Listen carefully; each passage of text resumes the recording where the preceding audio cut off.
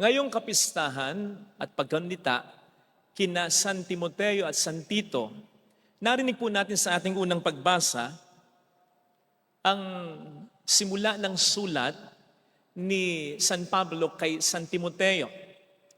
At gaya ng mga sulat noon na hindi gaya ng mga sulat ngayon.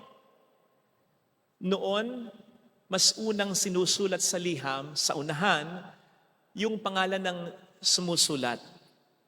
And then later pa lang yung sinusulatan. Kaya nga po dito, sa sulat ni San Pablo kay San Timoteo, nagsimula siya by stating his name. Siya yung sumusulat. And then later on, yung recipient, si Timoteo. Pero hindi ito ang gusto kong mapagtuunan ng pagninilay natin ngayon, kundi yung pagpapakilalang ginawa dito ni San Pablo sa sarili niya. Kasi ang sabi niya ay, I, Paul, an apostle of Jesus Christ, by the will of God, for the promise of life in Christ Jesus. Inintroduce niya ang kanyang sarili bilang apostol ni Kristo by the will of God, dahil sa kalooban ng Diyos. Mahalaga po ang pagpapakilalang ito. Una, pangontra ito noon sa mga haters niya. Dahil maraming hindi makapaniwala, marami ang nagtataas ng kilay. Si Pablo, numero unong taga-usig dati ng mga Kristiyano, apostol ngayon ni Kristo. Tumawag si Kristo ng 12, tumawag si Kristo ng 72, hindi doon binanggit ang pangalang Pablo. Ngayon sasabihin mo, apostol yan ni Kristo. Ito yung pangontra sa mga haters niya, na para bang sinasabi niya sa pagpapakilalang ito, hello, hindi ako ang nagpresenta ng sarili ko. Hindi ko sinabi kay Kristo, gawin mo akong apostol.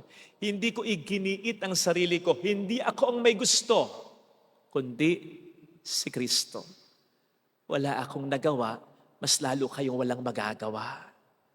Hindi ako, hindi tayo ang may gusto nito, kundi si Kristo. And that should settle it.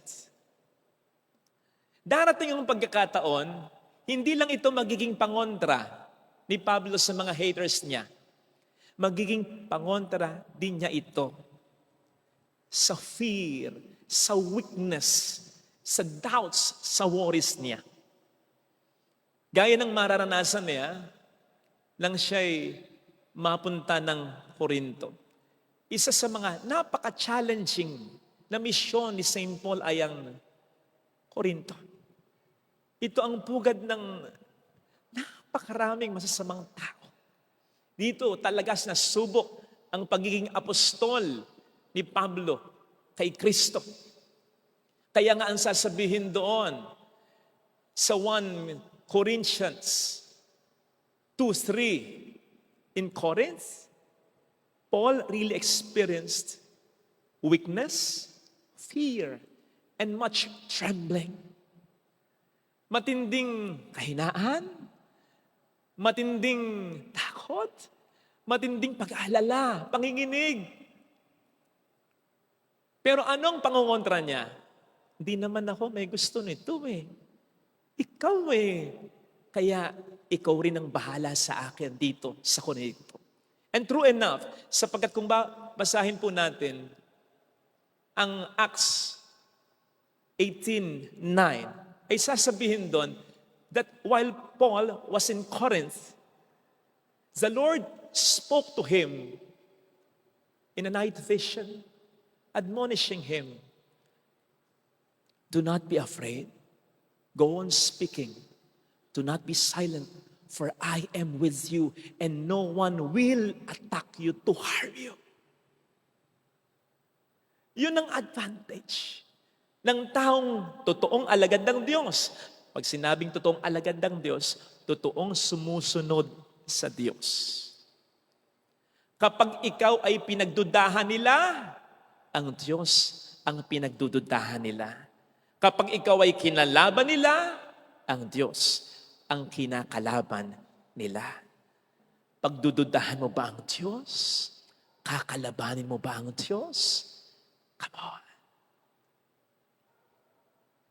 Alam ko hanggang ngayon, marami pa rin ang silently nagtatanong, lalong-lalo na yung mga lubhang nakakakilala sa akin noon, kung bakit naging pari ako. Kasi nga naman, ang daming nangyayari noon bago pa man ako pumasok ng seminaryo. Nung ako'y nasa seminaryo, ang dami ring nangyayari. Kahit na ako'y pari na, especially in my early years in the ministry, ang daming nangyayari na kung kahit hindi pagsamasamahin, kahit isa na lang sa mga nangyaring iyon, baka wala ako sa harapan nyo ngayon. Wala na ako in a sense na makapatay na ako, o baka wala na ako in a sense na hindi ako naging pare, or baka wala na ako in a sense na hindi na ako pare. Pero buong kapakumbabaan kong sasabihin, ito po ako. Ito pa rin po ako. Again, buong kapakumbabaan kong sasabihin, hindi dahil magaling ako, hindi dahil mabait ako, sapagkat alam kong hindi totoo. Kaya alam na alam ko rin ang totoo. Hindi ako, kundi ang Diyos ang siyang may gusto nito. Ito rin po ang pangungontra ko o pinangungontra ko kapag may mga pagkakataong nakakaranas din ako ng naranasan ni St. Paul, weakness, fear, much trembling. Halimbawa, nung ma-assign nga po ako dito, na walang simbahan at walang kumbento. Halimbawa, kapag may malaki po tayong pagawain, na hindi tayo masyadong sigurado kung sasapat ang pondo. Halimbawa, kapag may mga problema dito, at gayon din sa pamilya ko. At halimbawa rin kapag tulad ngayon, magsasabado na, wala pa ring homilya, panglinggo. At kapag dating ng linggo, apakarami pang tao. Hindi niyo po na itatanong at sa maniwala kayo sa hindi. Personal lang po ito. Hindi po ganon kadaling gumawa ng sermon. Lalong-lalo na yung sermong panglinggo. At hindi rin po ako ganon kakomportable na magsalita sa harapan ng apakaraming tao. May mga pagkakataon na 2, 3, 4 na oras ako sa harap ng laptop. Wala akong naitatype na sermon kahit isang maikling paragraph. Yes, 4 hours, 5 hours, wala. Halos mapudpod ang tuhod sa kaluluhod, sumakit ang ulo sa kaiisip, lumuwa ang mata sa kapupuya. Wala. At sa maliwala din po kayo o sa hindi, mahihayin talaga ako. Kaya struggle sa akin, ang humarap, lalo na tuwing linggo, sa napakaraming tao. But for some reasons, wonder of wonders, ilang buwan na lang po, kumpleto na ang lahat ng kulang o kailangan pa ng simbahan natin at kumbento nang wala tayong utang. Walang naging problema dito sa parokya at maging sa aking pamilya na hindi nalampasan. At wala din namang pagkakataon na dumating ang araw ng linggo na wala akong naisermon kahit papaano sa inyo. Alam niyo bang may mga pagkakataong 1 oras na lang, 5 a.m. na, first mass na ng Sunday, 4 a.m., dun papasok yung po pwede kong isermon. At sa maniwala nga po kayo sa hindi, bago kukunin ang mikropono, bago ako mag-sermon, ang kabog ng dibdib ko, gano'n na lang. Pero kapag nagsalita na ako sa awa ng Diyos, para akong sinasapian na kung anong espiritu. Well, hindi na dapat itanong kung kaninong espiritu yon. Ibig sabihin lang talaga, pag pinagsama-sama ang mga karanasang ito at iyon, hindi ako ang may gusto nito, kundi ang Panginoon. Kapag kasi ang Diyos ang siyang may gusto, siya rin ang bahala sa iyo. Katulad ng kagustuhan niya ring maging mabuting asawa ka, maging mabuting lolo o lola ka, maging mabuting anak, kapatid ka, maging mabuting magulang ka, maging mabuting doktor, guro, madre, pari ka. Bago mo gustuhin yan, ang Diyos muna ang may gusto niyan. Ini-inspire Kanya lang. Kaya kung gugustuhin mo, dahil yan ay una niyang ginusto, kapag yan ay ginusto mo rin, siya ang bahala sa iyo. Napansin niyo po ba na sa Ebanghelyo ay hindi naman niya pinagdala ng maraming bagay ang kanyang mga tinawag na sinugo niya para magpahayag ng Ebanghelyo? Bakit hindi niya pinagdala ng maraming bagay? Sapagkat yun ay paraan niya sabihin sa kanila, para sabihin sa kanila, ako ang bahala sa inyo. Hindi ko kayo pababayaan. Basta humayo kayo, mangaral kayo, gawin ninyo kung ano yung kaya ninyo, at gagawin ko kung ano yung mas kaya ko. Ako ang bahala sa iyo. Basta Father Fidel, magpakapari ka.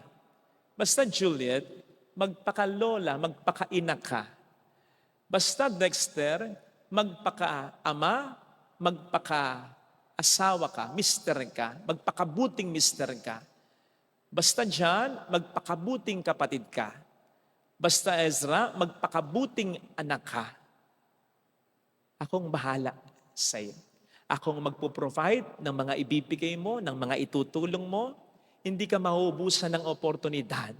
Ako ang magbibigay ng dagdag pasensya sa iyo. Ako ang magpapanatili ng kalusugan mo. Ako ang magpapalawak ng pangunawa mo. Magpapahaba ng pasensya mo.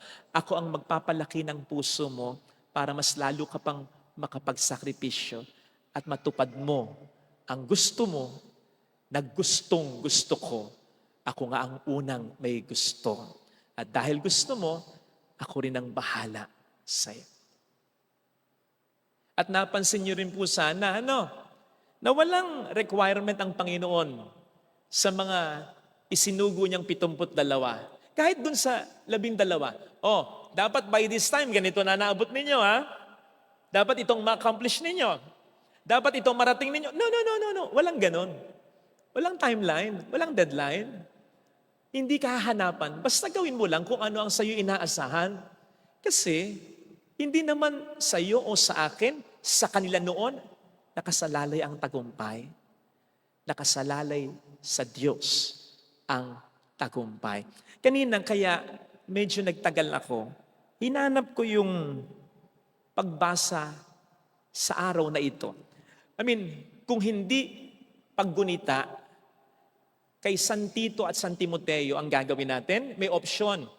Yung reading para sa araw na ito. Ang gospel reading sa araw na ito, sakto rin sa ating punto. Kasi ang gospel reading sa araw na ito ay sinasabi, basta magtanim ka, hindi mo mamalayan, tutubo na yan. Kasi, basta nagtanim ka, ang Diyos ang siyang magdidilig niyan. Ang Diyos ang siyang magbibigay ng pataba dyan. Ang Diyos ang siyang mag-aalaga dyan. Ang Diyos ang siyang magpapatubo, magpapabunga niyan. Ganon kapag gusto ng Diyos. Siya rin ang tatapos. Napansin niyo rin po siguro, kaya gano'n na lamang ang confidence ni San Pablo.